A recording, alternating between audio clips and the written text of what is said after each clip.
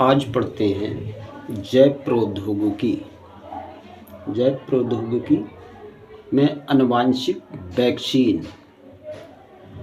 आनुवांशिक वैक्सीन एक ऐसी वैक्सीन होती है जिसकी सहायता से जीवों की कोशिका में आनुवांशिक पदार्थ प्रविष्ट कराकर प्रतिरक्षी एंटीबॉडी का निर्माण किया जाता है। ये प्रतिरक्षी विभिन्न रोगाणुओं से सुरक्षा प्रदान कर शरीर को बीमार होने से बचाते हैं। आनुवांशिक वैक्सीन में आनुवांशिक पदार्थ के रूप में प्रायः डीएनए के स्थान पर आरएनए का भी प्रयोग किया जाता है, परंतु विभिन्न कारकों को ध्यान में रखते हुए डीएनए का प्रयोग बेहतर साबित हुआ है। इस वैक्सीन को इंजेक्शन या जीन गन द्वारा शरीर में प्रविष्ट कराया जाता है। जीनों को इंजेक्शन द्वारा सीधे ही कोशिकाओं में पहुंचा दिया जाता है। आसपास की कोशिकाएं भी उन्हें स्वयं अवशोषित कर लेती हैं। जीन गन की सहायता से प्लाज्मिडम डीएनए कोशिका के केंद्र में पहुंच जाता है और उसे विशेष कोड युक्त प्रतिजनी प्रोटीन बनाने का निर्देश देता है। यही प्रोटीन कोशिका से बाहर आकर प्रतिरक्षा प्रदान करता है। परंपरागत वैक्सीन एक निश्चित अवधि तक ही शरीर को रोगाणुओं से सुरक्षा प्रदान करती है।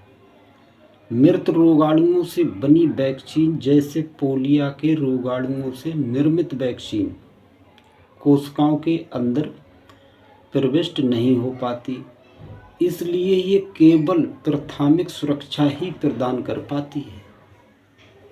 जो रोगाणु कोशिकाओं के भीतर प्रविष्ट हो जाते हैं वे जीवित बच जाते हैं, इसलिए कुछ समय बाद इस वैक्सीन की प्रतिरक्षा क्षमता समाप्त हो जाती है।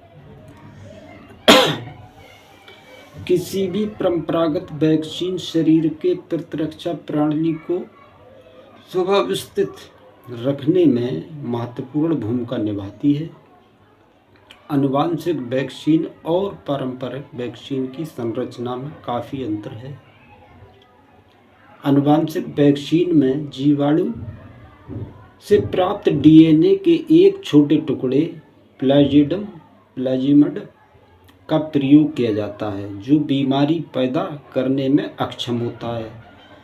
प्रतिरक्षा के लिए प्रयुक्त प्लाज्मिड की जीन रचना को बदलकर ऐसा जीन डाला जाता है जो रोगाणु की तरह एक या एक से अधिक प्रकार के प्रतिजनी प्रोटीन बना सकता है।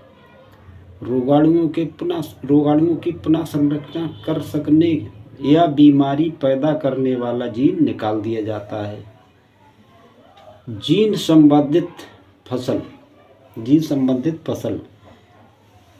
ऐसी फसल है जिसके बीज में अन्य पौधों अथवा जंतुओं के जीन स्थानांतरित करके अधिक उत्पाद तथा रोग प्रतिरोधी बनाया जाता है। ब्राज़ील ने अपने किसानों को ऐसे जीन संबंधित सोयाबीन की खेती की अनुमति दी है, जिसमें कीटाणुनाशक का इस्तेमाल कम करना पड़ता है। पिछले 3 सालों में यहाँ इस पर रोक थी, लेकिन यह फैसला विवादास्पद हो गया है। इस विवाद के केंद्र में जीन संबंधित अनाज से सुरक्षा होने का सवाल जरूर है, लेकिन असली समस्या ये है कि ऐसी फसलें गरीबों को और मार रही हैं। इसकी वजह से अमेरिकी किसानों के लिए कपास का उत्पादन और सस्ता हो गया है। इससे पहले से ही अफ्रीका के किसानों के लिए बाजार में टिके रहना मुश्किल हो गया है। अफ्रीकी देशों द्वारा जीन संबंधित फसलों को नहीं अपनाने के पीछे एक बड़ा कारण ये भी है कि मोसेंटो, डिपॉन्ट और सिंजेंटा जैसी बड़ी कंपनियों की अफ्रीकी आवश्यकताओं के अनुसार फसलें विकसित करने में कोई दिलचस्पी नहीं है। जीनों का संवर्धन विश्वविद्यालय में किया गया है, लेकिन अभी तक इस तकनीक का लाइसेंस इन बड़े औद्योगिक घरानों के पास है। इसलिए अनेक छोटे देश अपने स्थानीय फसलों को सुधार के लिए स्वयं ही प्रयास कर रहे हैं। Green fluorescent protein GFP protein कोशिका के अंदर पाए जाने वाला एक विशेष प्रकार का प्रोटीन है, जिसकी खोज प्रथमतः 1962 में जापानी वैज्ञानिक ओसामू शिमोमुरा ने जेलीफिश एगबेरिया बैक्टीरिया में की। चूँकि ये प्रोटीन नीले रंग के प्रकाश में हरे रंग में चमकती थी, अतः इसे ग्रीन फ्लोरोसेंट प्रोटीन कहा जाता है। GFP प्रोटीन 238 अमीनो अम्लों की बनी हुई मंत्र के घंटे के समान रचना है। इसकी विस्तृत संरचना 1996 में साइंस नामक विज्ञान शोध पत्रिका में प्रकाशित हुई। इसी GFP की खोज हेतु ओसामू शिमोमुरा, मार्टिन कॉर्लफी एवं रागरसीन को संयुक्त रूप से 2008 का रसायन विज्ञान का नोबेल पुरस्कार प्राप्त हुआ। GFP प्रोटीन की खोज का उद्देश्य कोशिका के अंदर एक प्रोटीन की खोज करना था जो रोगों के लिए मुख्य रूप से जिम्मेदार होता है या जो रोग प्रतिरोधक प्रणाली का मुख्य अवयव होता है। ग्रीन फ्लोरोसेंट प्रोटीन के अनुप्रयोग सूचना अथवा मार्कर के रूप में ये एक कोशिका के अंदर समस्त कोशिकाओं कार्य, श्वसन, पाचन, उत्सर्जन आदि के निर्धारक जीन हैं। GFP के उपयोग से हम यह आसानी से पता लगा सकते हैं कि कौन सा जीन किस लक्षण को कब प्रदर्शित करेगा। जैविक प्रक्रियाओं के अध्ययन में GFP की सहायता से हम जैविक प्रक्रियाओं को समझ सकते हैं। GFP को किसी भी प्रोटीन से संबंधित कर हम उस प्रोटीन की कार्य प्रणाली को समझ सकते हैं। इससे सामान्य कोशिकाओं के विविध रूपों में रूपांतरण की घटना को भी समझा जा सकता है।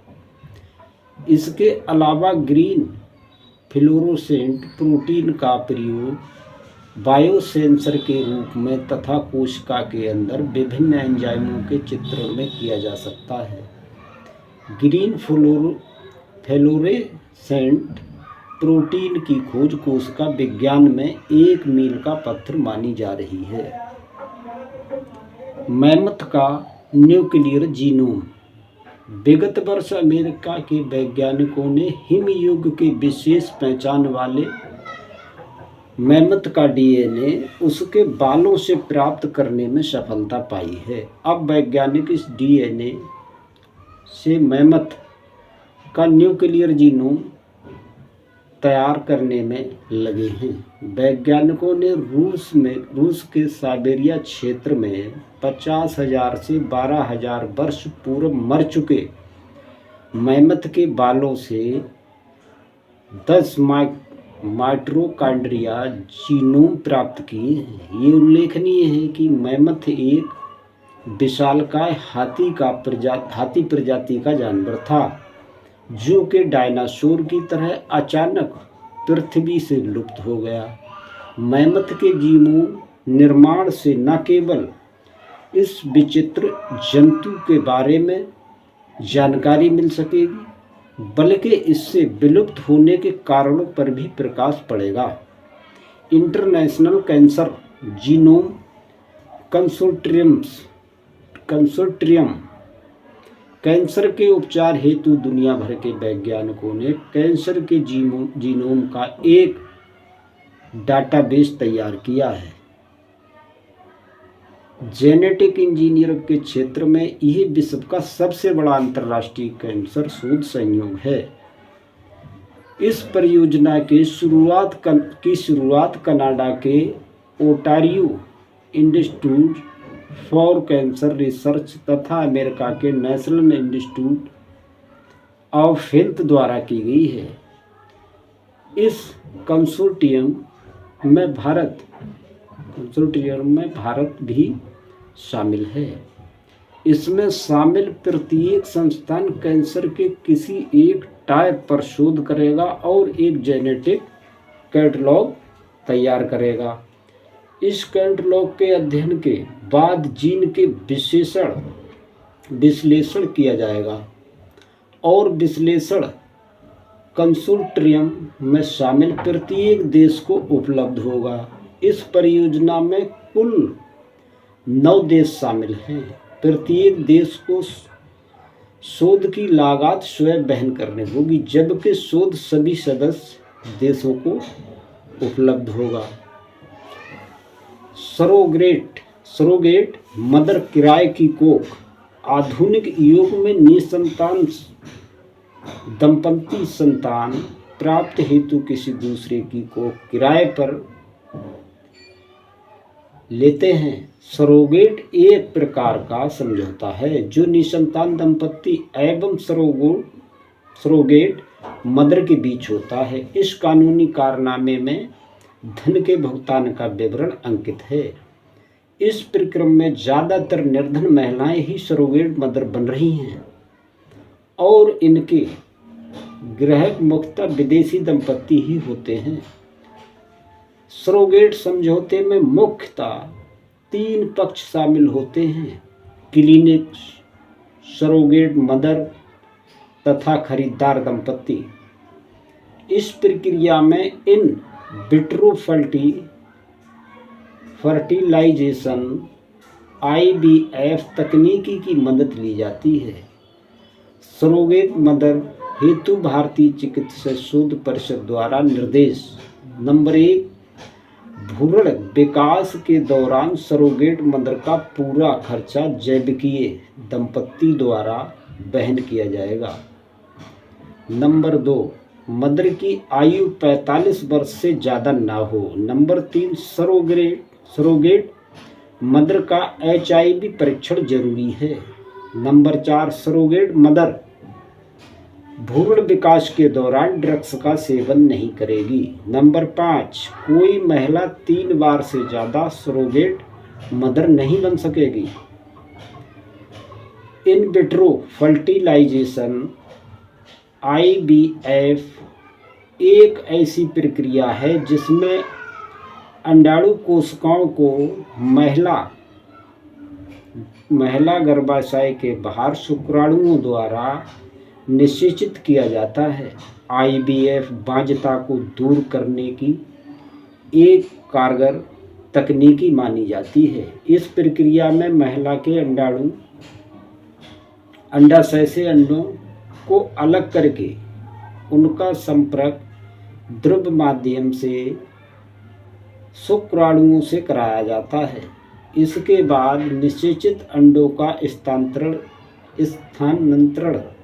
महिला के गर्भाशय में कर दिया जाता है। इस प्रक्रिया को पहली बार इस्तेमाल यूनाइटेड किंगडम में पैट्रिक स्टेपो और रॉबर्ट एडवर्ड्स ने किया था। पहले टेस्ट पहले टेस्ट ट्यूब शिशु लुइस ब्राउन का जन्म 22 जुलाई 1978 को मैनचेस्टर में हुआ था। प्रक्रिया की शुरुआत के दौर में IVF का इस्तेमाल महिला में फैलोपियन ट्यूब की समस्या के समाधान के तौर पर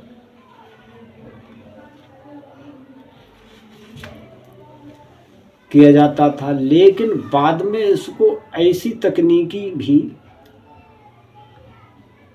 विकसित की गई जो पुरुष की नपुंसकता का भी इलाज करती थी। वर्तमान समय में IVF की कई तकनीकी प्रचलन में हैं, जिनमें ICSI,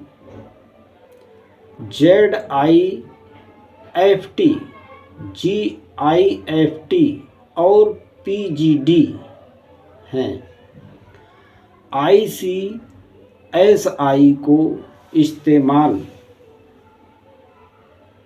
उस समय किया जाता है जब अंडों की संख्या कम होती है या फिर शुक्राणु अंडाणुओं से क्रिया करने के लायक स्थिति में नहीं होते। इसमें माइक्रो मैनिपुलेशन तकनीकी द्वारा शुक्राणुओं को सीधे अंडाणुओं में प्रोजेक्ट कराया जाता है, सीधे अंडाणुओं में इंजेक्ट कराया जाता है। IVF में अंडाणुओं को निकालकर उन्हें निषेचित करके महिला के गर्भाशय में स्थापित करने की बजाय फैलोपियन ट्यूब में स्थापित किया जाता है। IVF की प्रक्रिया 5 चरण सुपर आइक्यूलेशन, अंडे की पुनर्प्राप्ति, निषेचन, भ्रूण संस्कृति और भ्रूण स्थानांतरण के रूप में पूर्ण होती है। IVF का इस्तेमाल वो महिलाएं भी कर सकती हैं जिन्हें रजोनिवृत्ति रुक चुकी है। यह जो अन्य ट्यूब ब्लॉक की समस्या से ग्रस्त हैं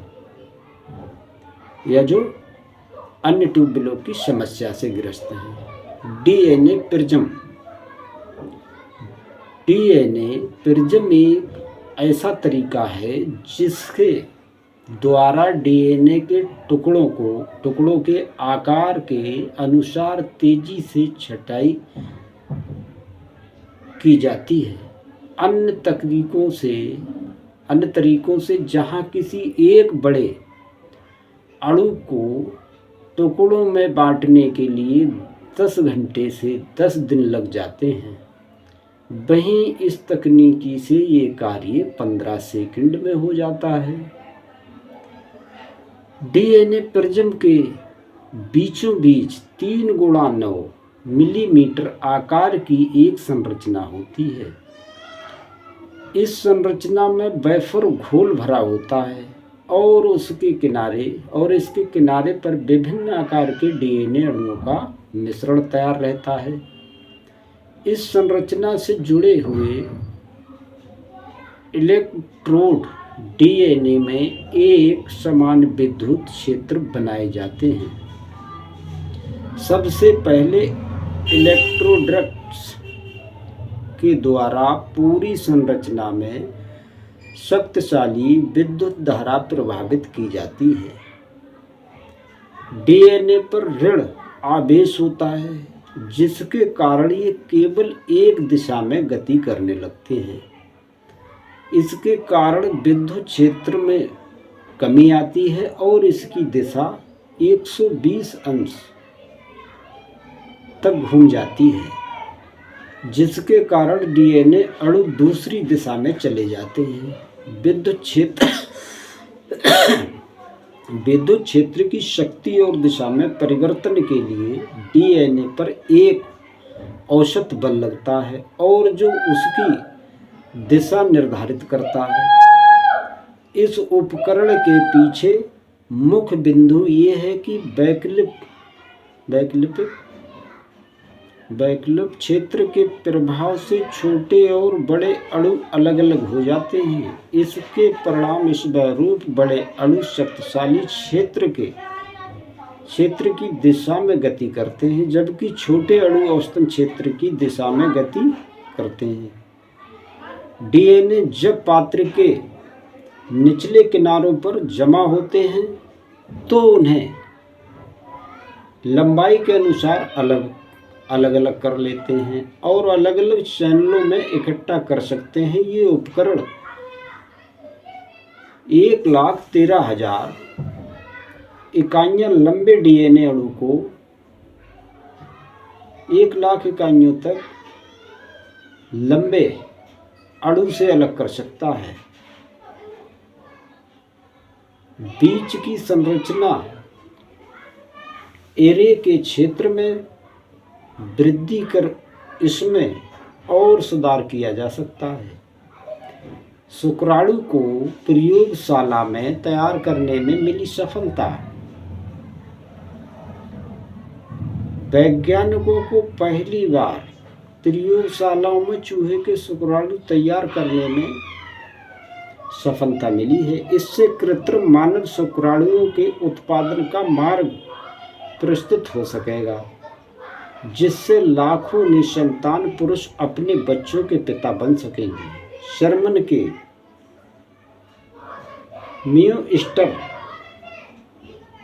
म्यूस्टर विश्वविद्यालय में प्रोफेसर स्टीफन स्कालेट के नेतृत्व वाले एक दल के अनुसार जनन कोशिका का इस्तेमाल करके प्रयोगशाला में चूहे के शुक्राणु तैयार किए हैं। ये कोशिकाएं अंडकोश में होती हैं तथा शुक्राणु उत्पादन के लिए जिम्मेदार होती हैं। जनन कोशिकाएं सेल्स टेस्टिकल्स अंडकोश में होती हैं और स्पर्म बनने के लिए जिम्मेदार होती हैं। असल में वैज्ञानिकों ने नए स्पर्म बनाने के लिए जनन कोशिकाओं को खास तौर पर अलग जेली से तैयार घेरे में रखा है। ऐसा इसलिए किया गया है ताकि स्पर्म पैदा करने के लिए अंडकोश में पाए जाने वाला वातावरण बनाया जा सके।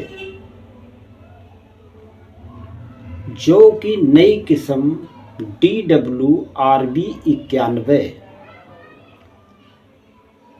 करनाल स्थित गेहूं अनुसंधान निर्देशालय के वैज्ञानिकों ने, जो कि एक नई किस्म DWURB91 तैयार की है, जो जल्द ही सार्वजनिक कर दी जाएगी। इससे किसानों को अधिक मुनाफा होगा। वैज्ञानिकों ने जौ की नई किस्म DWRB91 को कई वर्षों की मेहनत बाद 3 साल तक देश के 23 सेंटरों पर टेस्ट कर चिन्हित कराने में सफलता पाई है। यह किस्म उत्तर पश्चिम क्षेत्र के लिए है और देरी से बोई जा सकती है। इसकी खास बात यह है कि प्रति हेक्टेयर 40.6 कुंटल उत्पादकता है। प्रति हेक्टेयर 40.6 कुंटल उत्पादकता है, जबकि 91% दाना मोटा है। प्रोटीन युक्त होने के कारण इस सत्तू व अन्य व्यंजन भी बनाए जा सकेंगे। माल्ट की मात्रा 86% है, जबकि दूसरी किस्मों में ये मात्रा बहुत कम है। रतुआ व बीमारी से लड़ने की क्षमता अधिक है और बिजाई से पकाने तक 2 से 3 पानियों में आसानी से उगाई जा सकती है। DNA fingerprint.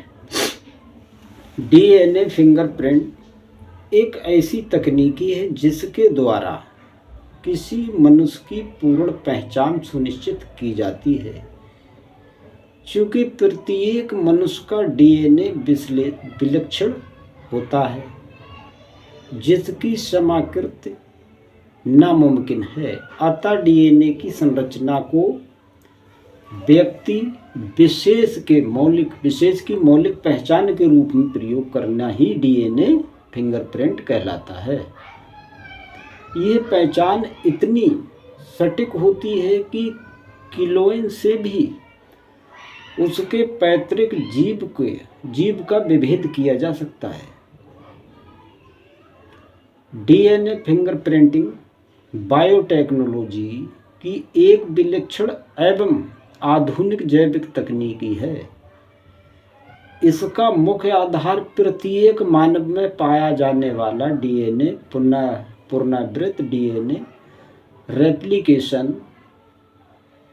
का असमान होना है। प्रत्येक मानव का डीएनए पैटर्न एकमात्र और अद्वितीय होता है, अतः इसका उपयोग मानव की पहचान सुनिश्चित करने के लिए किया जाता है, जिसके फलस्वरूप इस तकनीक को डीएनए फिंगरप्रिंटिंग कहते हैं। यह सामान्य फिंगरप्रिंट से उन्नत होता है, क्योंकि इसमें किसी प्रकार के परिवर्तन की संभावना नहीं होती। आजकल इस तकनीकी का उपयोग अपराध अनुसंधान क्रम में वास्तविक अपराधी को पकड़ने, वंशानुगत बीमारियों की पहचान करने, बच्चे की वास्तविक माता पिता के निर्धारित पैतृक संपत्ति संबंधी दावों को निपटाने आदि क्षेत्रों में किया जा रहा है। डीएनए में 4 प्रकार के नाइट्रोजनी क्षार एडेनिन, ग्वानिन, थाइमिन तथा साइटोसिन पाए जाते हैं। इन क्षारों का अनुक्रम डीएनए में भिन्न भिन्न होता है, परंतु एक मनुष्य की प्रत्येक कोशिकाओं में इनका संतुलित अनुक्रम सदैव एक समान होता है। इसी निश्चित अनुक्रम के कारण प्रत्येक मानव को अन्य से पृथक एक विशिष्ट पहचान मिलती है। नाइट्रोजन क्षारों के अनुक्रम के आधार पर किसी व्यक्ति को पहचानने की विधि को डीएनए फिंगरप्रिंटिंग कहते हैं। इस तकनीकी में अपराधी अभियुक्त या किसी व्यक्ति के रक्त, बाल, वीर्य या अन्य भाग से शुद्ध डीएनए प्राप्त किया जाता है। इसी विशिष्टता को ध्यान में रखते हुए किसी भी अपराध स्थल पर पाए गए नमूने से डीएनए को पृथक कर उसे विश्लेषित एवं व्याख्या की जाती है तथा अभियुक्ति के डीएनए से इसकी तुलना की जाती है। भारत में डीएनए फिंगरप्रिंटिंग का परीक्षण कार्य सेंटर ऑफ